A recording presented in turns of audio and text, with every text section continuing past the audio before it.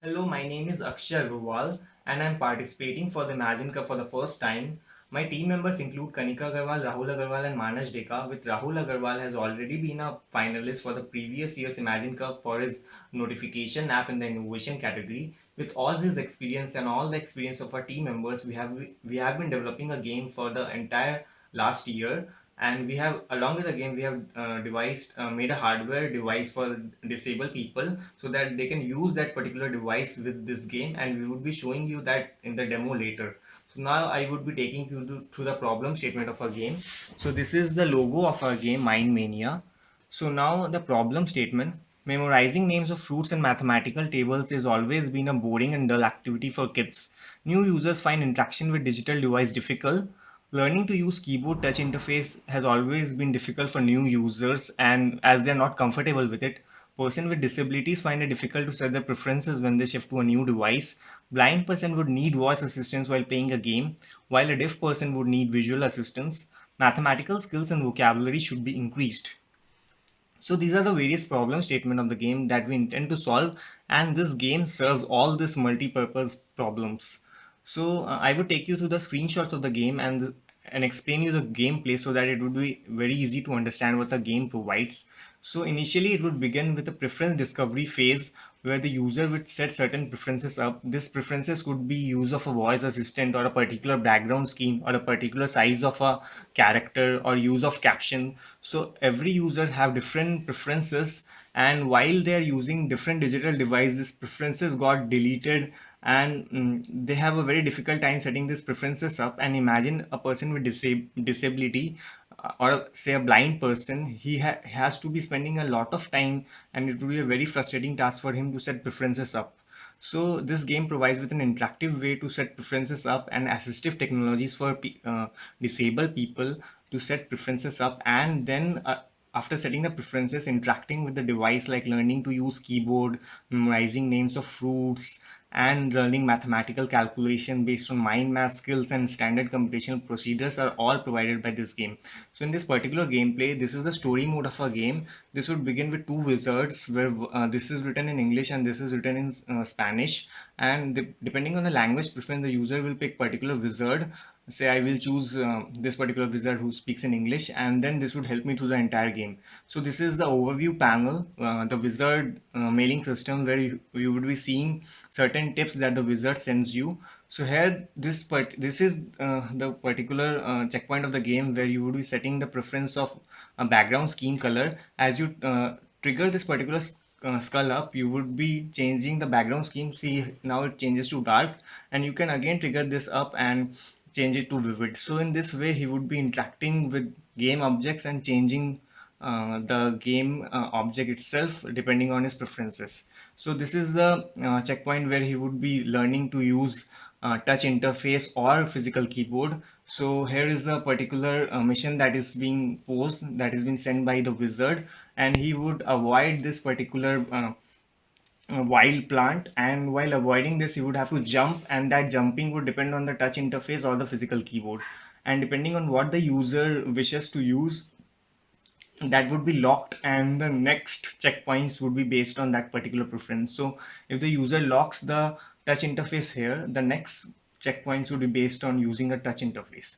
So this is another way how we are setting the background color scheme preference up. So the user could simply jump into this tunnel and come to a new world where the background color scheme would be different. He can again jump back and go to the previous world where the background scheme would be same vivid.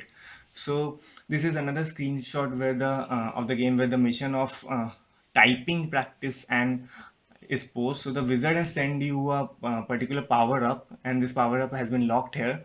So now you can use this particular power up, that is you can type the name of the fruit and that word will drop that particular fruit up, and you can pick that particular fruit. And now this typing could be done by using a virtual keyboard or using a physical keyboard. So this is your preferences, and these are being setting up before you are guided to the actual game.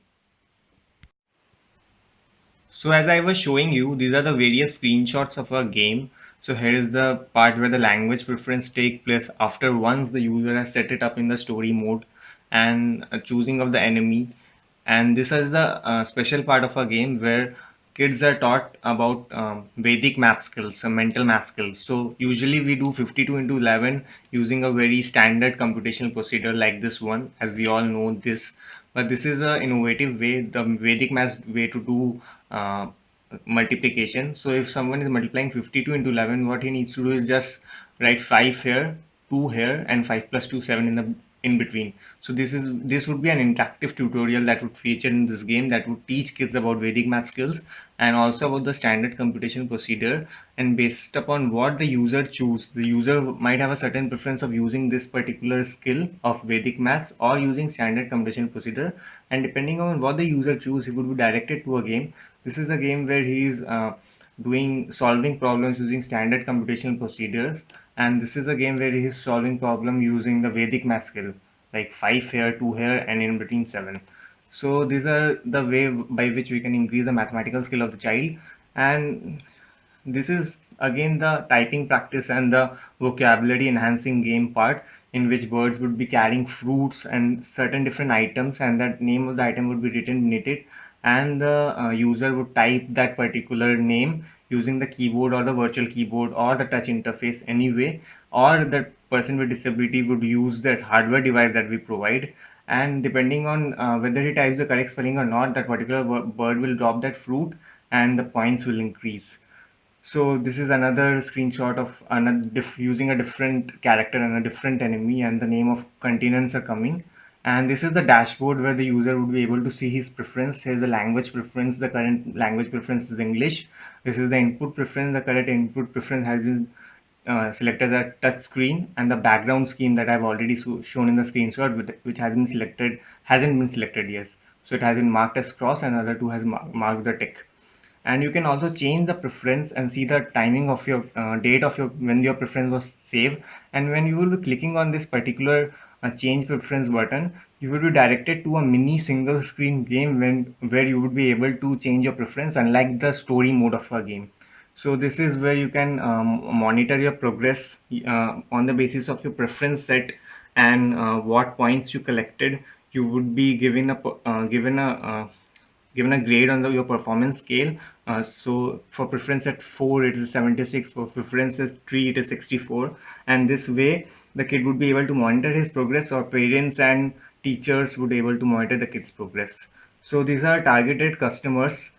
So the targeted customers are users with disabilities, young kids who are learning typing and who want to increase their mathematical skills and vocabulary, old people who want to learn using digital devices, users who are using any digital device for the first time and want to interact with that device in a non-intimidating environment, primary schools, organization which promote use of ICT tools could be a well targeted customer, and parents who want to provide their kids with an interactive learning environment.